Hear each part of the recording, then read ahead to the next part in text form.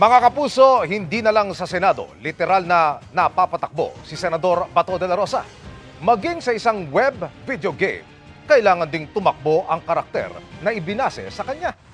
Nakatutok si Mark Salazar.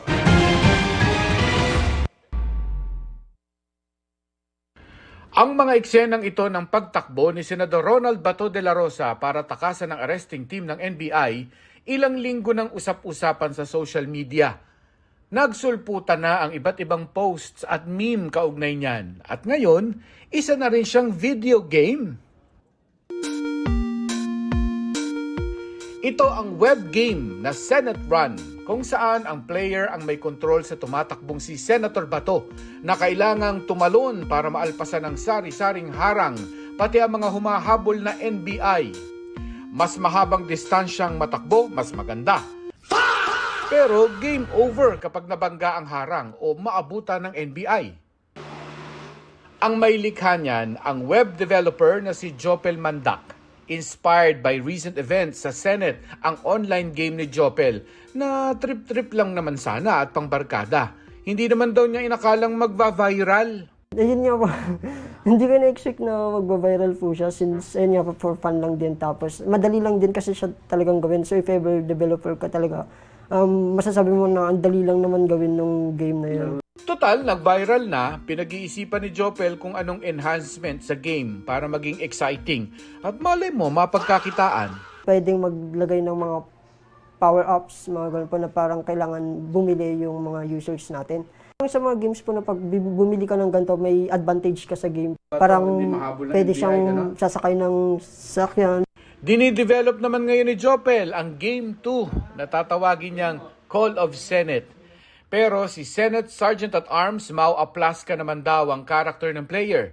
Teka, bakit sounds familiar yung title ng game? Parang base po siya sa Call of Duty. Ayun po. So parang binase ko po siya doon. So ang aking para manalo ko, kailangan Magpaputok ka lang sa Senate Hall kahit saang part po dito. Parang ganun po. wala akong binabaril. Wala po. Kasi ganun naman po yung nangyari. Wala ka challenge yung panalo tayo Parang- lahat niyan. Parang padamihan lang po ng top. Kasi every top mo, parang 1 point na po agad yun. Sa Game 3, yung iyaka naman. Sa Senate floor, ang inspiration. Pero kailangan gumamit ng headset ang gamer. Kasi kakausapin niya ang karakter na si Senator Pia Cayetano.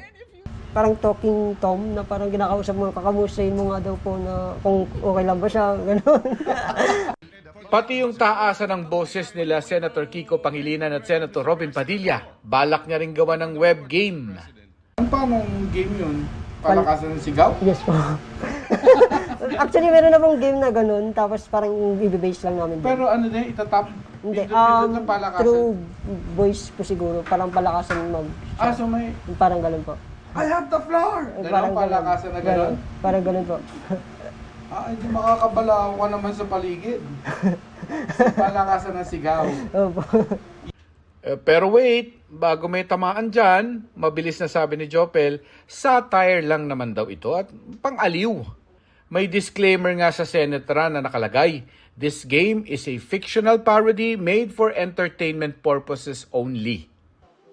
Mark Salazar, nakatutok, 24 oras.